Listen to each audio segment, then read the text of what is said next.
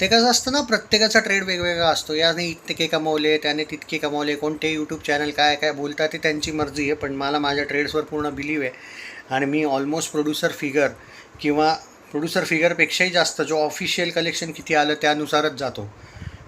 तर जे घबारकुंडविषयी जे चाललेलं आहे लोकांचे की बाबा एवढे झाले तेवढे नाही झाले, तसं नाही आहे.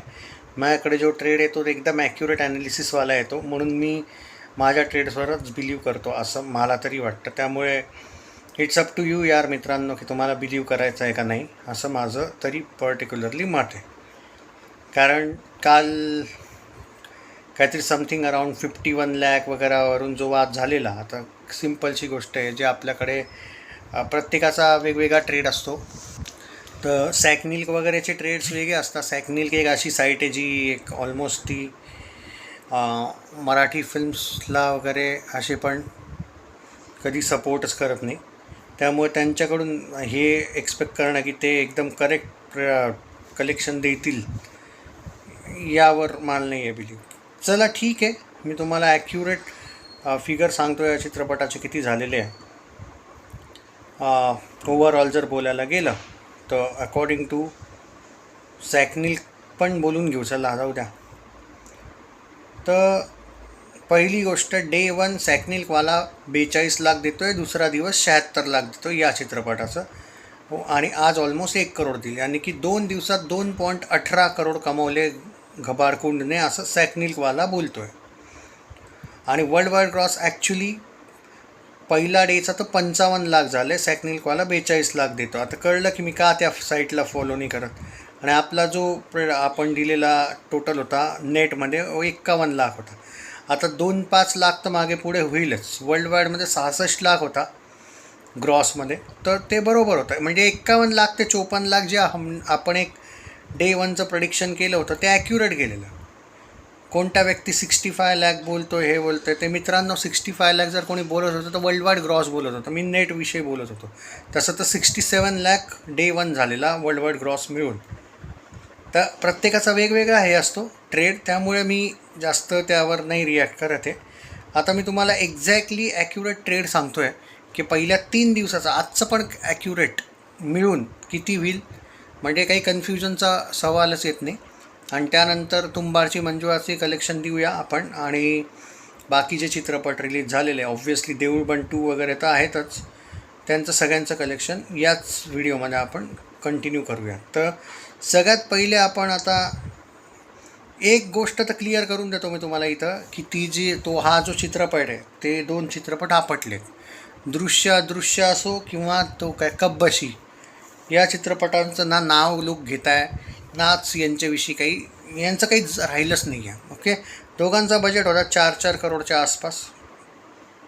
एक मिनिट मी पूर्ण पहिले, ऑलमोस्ट 4-4 करोडच्या आसपास दोघं मूवीजचा बजेट होता. आणि ते चित्रपट पहिले 3 दिवस मिळून पण 10 लाख नाही गेलेत. 10 लाख बोलतोय बरं का मित्रांनो, 10 लाख. बाकी तर दूरचीच गोष्ट आहे, 10 लाख म्हणतोय. सांगतो मी, कळवतो आता. तर ट्विटरचाही ट्रेड सांगून देतो मी तुम्हाला एकदा, की तो 76 आणि 50 लाख. ओके, 76 आणि 50 55 माना, 55 प्लस 80, 8 आणि 5 13, 1.35मध्ये कमीत कमी 1 करोड ॲड करा. 2.35 करोड ते 2.5 करोड मी एक रेंज देतो आहे. सो 2.25 करोड ते 2.5 करोडच्या आसपास तुम्हाला घबाडकुंडचं नेट कलेक्शन बघायला मिळेल, जे ठीक आहे, नॉट बॅड. बजेट याचा म्हणला जातो 10 करोडच्या जर आसपास असेल. काही जण 3 करोड जर बजेट म्हणत असतील समजा, तर मग तर ऑलरेडी 2.5 करोड गेला आहे. 2 ते 2.5 करोड म्हणजे हा हिट आहे.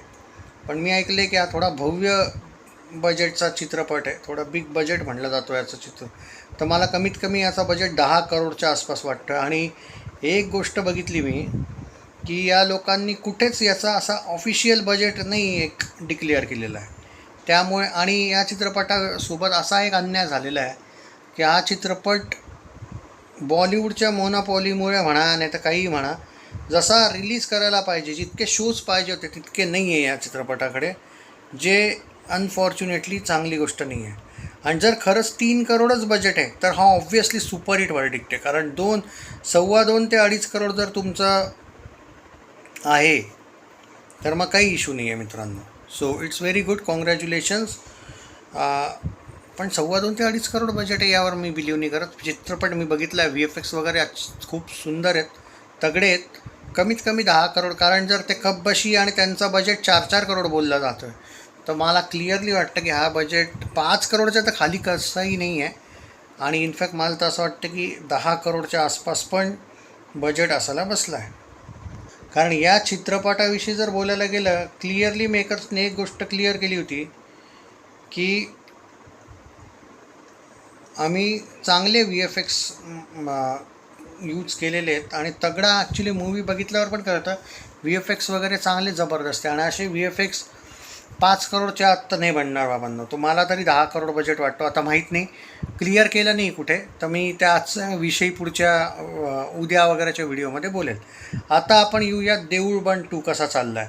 एक 9 करोडच्या बजेटवाला देऊळ बंद 2 विषयी जर बोलायला गेलं तर खूप सक्सेसफुल चालला आहे हा चित्रपट, जबरदस्त चालला आहे.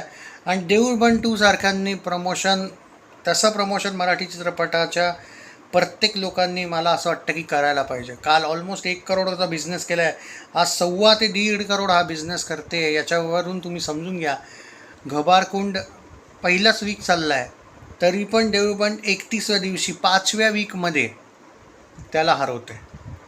हे याला म्हणतात एक तऱ्हेने तुमच्या मूवीजला प्रमोट करणं. ही देऊळ बंद 2ची टीमचा सक्सेस आहे. फक्त मूवी काढून सक्सेस नसतो, त्यासाठी प्रमोट तसं करायला गेलं पाहिजे असं माझं मत आहे. ऑलरेडी वर्ल्ड वाईड 90 करोड गेलेला आहे. आता तुम्ही एक्सपेक्ट करा की आज त्यातले 1.25 किंवा 1.5 करोड ॲड करा, 91.5 करोडचा वर्ल्ड वाईड ग्रॉस. 9 करोडमध्ये बनला आहे 91.5 करोडचा world wide gross. If you are hater और सपोर्टर ऑफ धिस फिल्म, काही असोत तुम्ही, पण तुम्हाला या चित्रपटाला एक तऱ्हेने ना चाहते हुए भी म्हणतो ना, ॲक्सेप्ट करावंच लागेल. जबरदस्त गेला आहे. आता आपण येऊयात तुंबाडची मंजुळावर. या चित्रपटाने पण एक जबरदस्त तऱ्हेने काम करून ठेवलेलं आहे, एक अलगच लेवलचा माहोल बनवून ठेवलेला आहे. तुम्हाला सांगतो एक्झॅक्टली,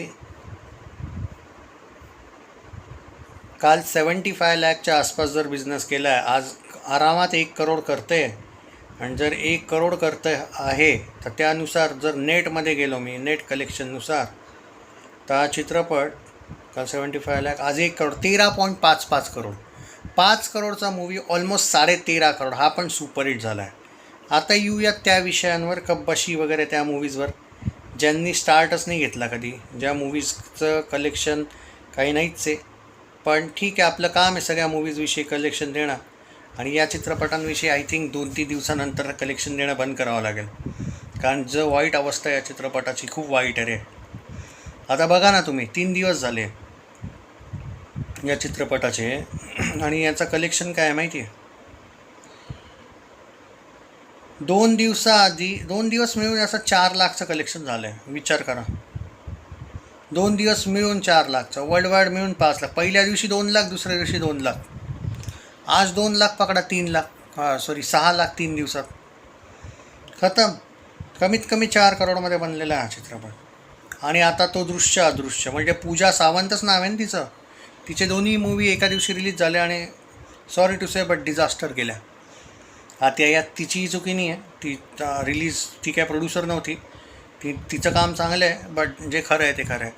पहिल्या दिवशी 1 लाख, दुसऱ्या दिवशी 1 लाख, तिसऱ्या दिवशी पण 1 लाख, 3 लाख 3 दिवसात दृश्य अदृश्य, तो पण ऑलमोस्ट 3-4 करोडमध्ये बनला आहे. लाईफ टाईम हे दोन्ही चित्रपट कदाचित 20 लाख पण नाही जाणार, हे हालत आहे या 2 चित्रपट. तर सगळ्या चित्रपटांचं आय थिंक मी कलेक्शन तुम्हाला ॲक्युरेट दिलं.